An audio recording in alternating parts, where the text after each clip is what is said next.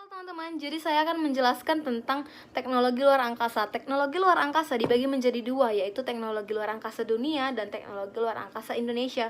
Yang pertama, saya akan menjelaskan tentang teknologi luar angkasa dunia. Kamu pasti tahu kan film Star Wars?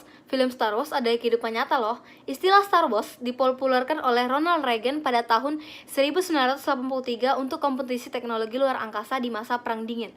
Pengembangan teknologi luar angkasa oleh Amerika Serikat dan Uni Soviet dilakukan demi mendukung upaya penyebar luasan pengaruhnya loh. Uni Soviet menjadi negara pertama yang meluncurkan satelit bernama Sputnik 1 pada tanggal 4 Oktober 1957. Dan pada November 1957, Uni Soviet langsung meluncurkan satelit Sputnik 2 dengan menyertakan seekor anjing bernama Laika. Wah, keren banget ya. Kemajuan Uni Soviet mulai disaingi oleh Amerika Serikat dengan meluncurkan satelit Explore 1 pada tanggal 31 Januari 1958. Seolah tidak mau kalah, Uni Soviet membalasnya dengan mengirimkan Sputnik 3 pada tanggal 15 Mei 1958. Pada tanggal 4 Oktober 1959, Uni Soviet berhasil mengorbitkan satelit Lunik 3 yang dapat mengelilingi bumi dan bulan. Momen terpenting dalam pengembangan teknologi ini terjadi ketika manusia berhasil melakukan perjalanan keluar angkasa. Yuri Gagarin, kosmonot dan Uni Soviet berhasil menjadi manusia yang melakukan perjalanan pada tanggal 1601 12 April dengan menggunakan pesawat Vostok 1 selama 108 menit, disusul dengan John manusia yang mengorbit pertama pada tanggal 20 Februari 1962 dengan pesawat Friendship 7 milik Amerika Serikat dan Neil Armstrong sebagai manusia pertama yang mendarat pada bulan di tanggal 20 Juli 1966. Berakhirnya Perang Dingin membuka lembaran baru. Teknologi luar angkasa, International Space Station atau Stasiun Luar Angkasa Nasional didirikan oleh Amerika Serikat dan Rusia. Itu menjadi babak baru dalam perkembangan teknologi luar angkasa loh. Selanjutnya saya akan menjelaskan tentang teknologi luar angkasa Indonesia. Perkembangan teknologi luar angkasa ini tentu membawa dampak besar bagi Indonesia. Pada tanggal 1976 di bulan Juli pada tanggal 6 diluncurkan satelit Palapa A1 yang berguna untuk mengatur sistem komunikasi satelit domestik atau yang biasa disebut dengan SKSD. SKSD bermanfaat untuk mempermudah komunikasi antar daerah ataupun antar negara loh teman-teman, menyambungkan komunikasi telepon, televisi, radio dan faksimili serta menghubungkan jaringan internet. Selanjutnya, Indonesia mempunyai satelit Palapa B1 yang diluncurkan pada tanggal 16 Juli 1983. Selain mempunyai satelit, saat itu Indonesia juga mempunyai kosmonot loh. Adalah Pratiwi Sudarmo yang akan diberangkatkan untuk misi luar angkasa Indonesia. Sayang, dirinya belum berhasil berangkat karena meledaknya pesawat Challenger milik Amerika Serikat yang sedang diuji coba pada tanggal 28 Januari 1986.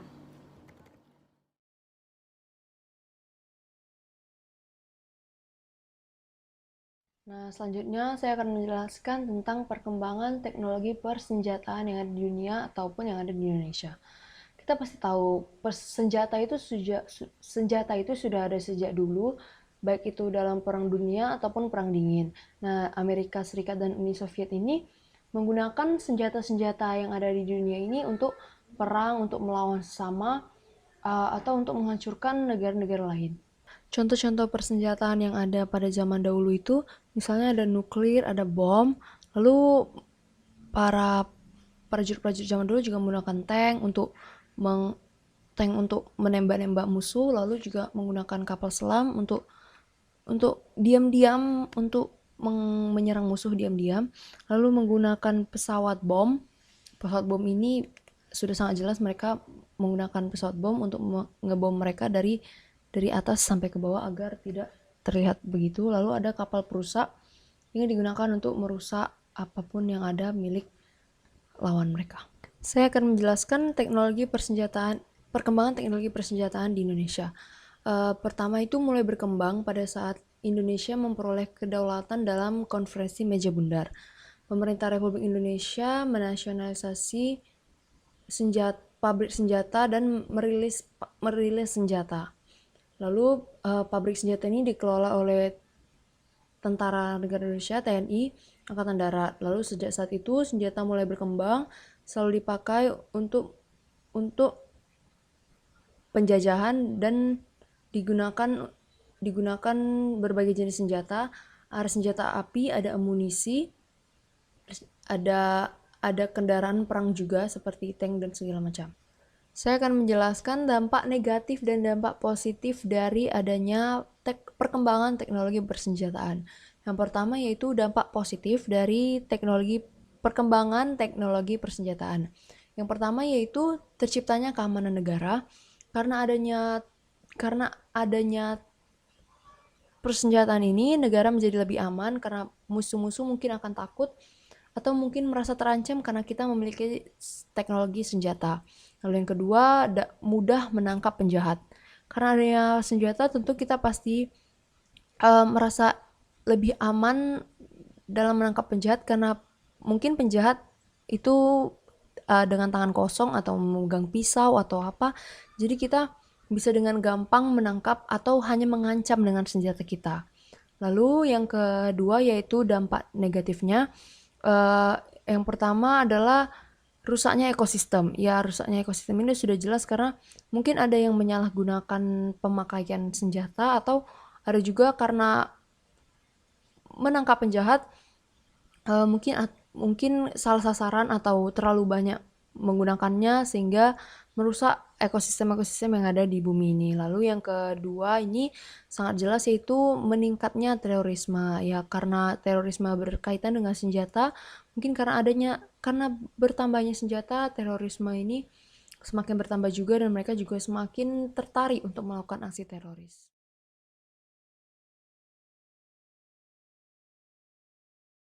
Halo, saya akan menjelaskan tentang perkembangan teknologi dan informasi. Tapi saya akan menjelaskan tentang 6 barang saja ya. Yang pertama ada komputer. Komputer berawal dari mesin hitung mekanik oleh Charles Babbage pada tahun 1822. Charles Babbage mengembangkan difference engine menjadi analytical engine pada tahun 1833. Howard Aiken merancang komputer yang mampu melakukan operasi aritmatika dan logika secara otomatis pada tahun 1937. Komputer pada masa Perang Dunia yang kedua digunakan sebagai alat pendesain perang Jerman dan alat pemecah kode sekutu. Pada tahun 1944, Howard Aiken dan IBM Amerika memproduksi komputer sebesar meja tanpa alat monitor. Yang kedua ada faksimile.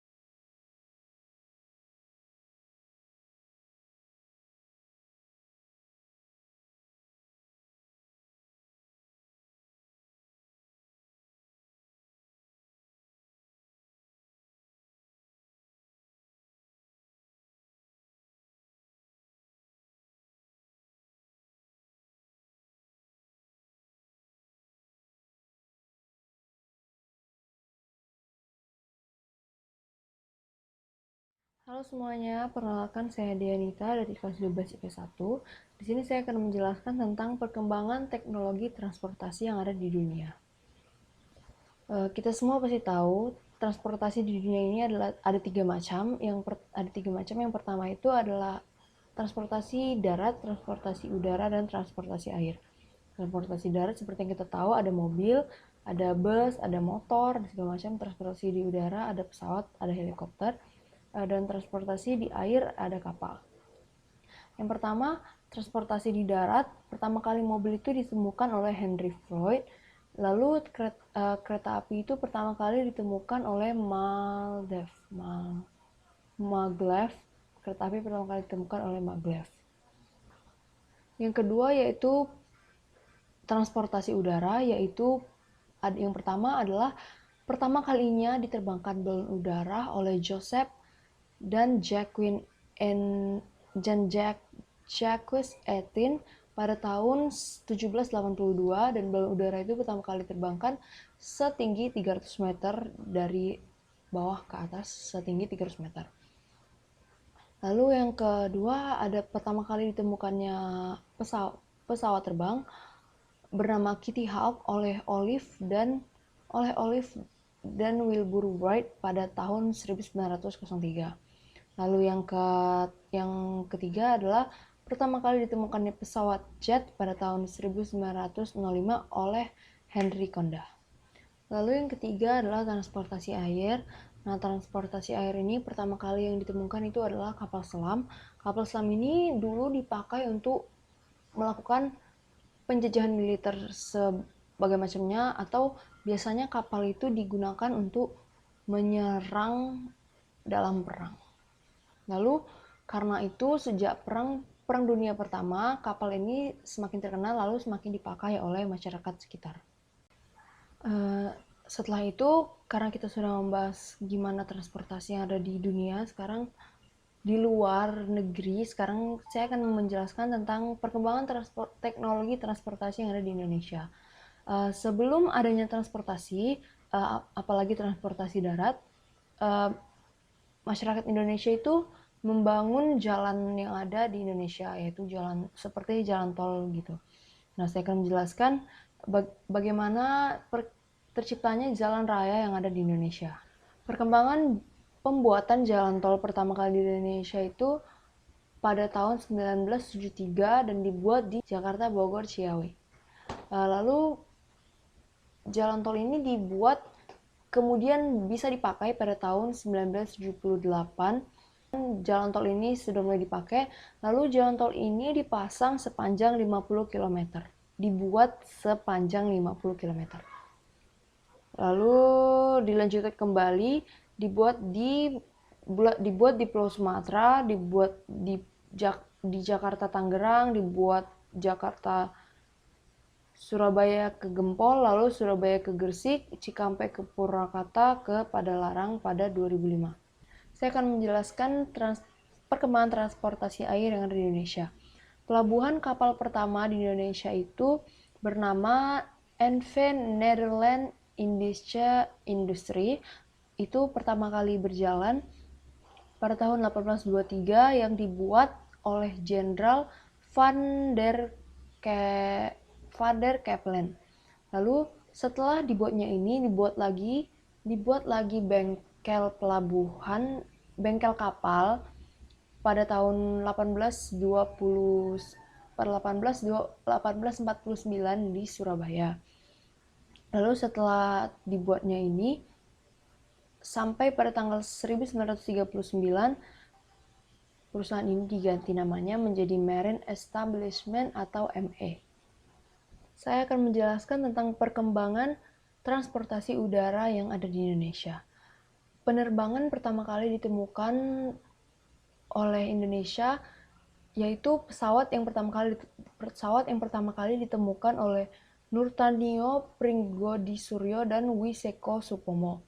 Dan mereka berdua ini pertama kali merakit pesawat yang ada di Indonesia. Lalu kedua tokoh ini pertama kali menerbangkan pesawat pada tahun 1955 yang pesawat mereka itu dinamakan dengan nama Si Kumbang. Nah, lalu saya akan menjelaskan dampak positif dan dampak negatif dari adanya perkembangan teknologi di bidang transportasi ini sendiri. Dampak positif yang ada dari perkembangan teknologi di bidang transportasi ini, yang pertama, menempuh jarak kemanapun itu semakin cepat, lalu semakin mudah. Karena ada transportasi, misalnya ada transportasi air. Apabila kita ingin ke pulau lain, kita bisa menggunakan kapal dan itu lebih mudah. Lalu dengan adanya pesawat juga lebih mudah dan lebih cepat. Dengan adanya mobil, kita bisa mengendarai sendiri, ingin pergi kemanapun itu menjadi cepat. Lalu dampak negatifnya ini, mungkin pada saat ini, dampak negatifnya terjadi pada masa ini, yaitu adanya kemacetan di mana-mana, kemacetan lalu lintas di mana-mana, adanya polusi udara, kekurangan BBM, dan segala macamnya.